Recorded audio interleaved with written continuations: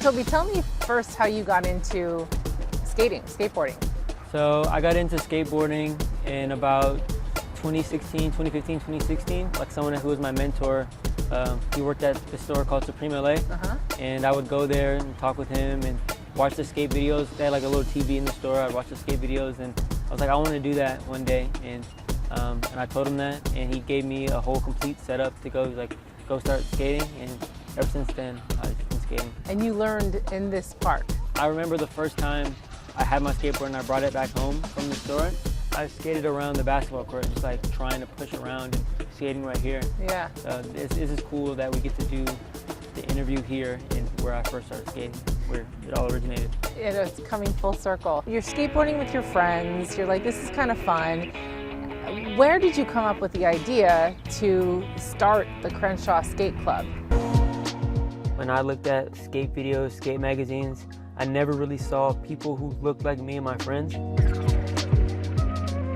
So I wanted to create Crenshaw Skate Club as something that me and my friends could have to represent us in the skate industry. So, and that was the origin of the brand. I mean, what was the first thing that you guys did? The first thing that I did, I made t-shirts. It was just like a black shirt with white print, like CSC on the front and Crenshaw Skate Club on the back. And I just gave them to all my friends, and we would just like go to the skate park all wearing the same shirt. I mean, you learned to skate on a basketball court, but you grew up going to basketball games here in LA. You going to Clipper games with your dad. Whenever they had weekend games, our weekend would revolve around the Clippers game. That would be our big thing.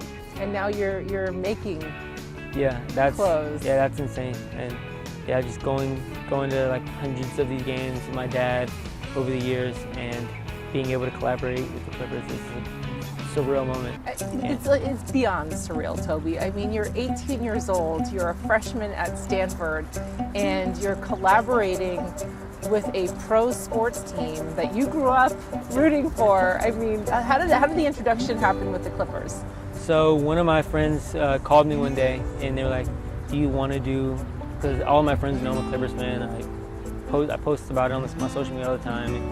And he called me and was like, do you want to do a Clippers collaboration? I was like, of course, like no brainer. They connected me via email. I got intro to the project, and I was like, of course. Like I told them my story and how I grew up watching the Clippers, and they really appreciated that. And it was just a supernatural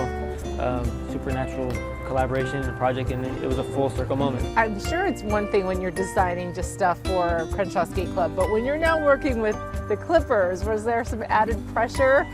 What piece are you most proud of? The piece I'm most proud of is I have a design that kind of meshes basketball and skateboarding, because I feel like when people look at the two things, they're like, how does this align? And I actually have a picture. I designed something to where a Clippers player is dunking on the court, modeled after this, and there's a skateboard on the court while he's dunking, and you see Crenshaw Skate Club on the backboard, and you see the background is palm trees in the sun. So I designed that to show how basketball and skateboarding can live in the same ecosystem, because that's what I grew up doing. I'd say you've come a long way from that first run of t-shirts that nobody bought. Yeah, a little bit.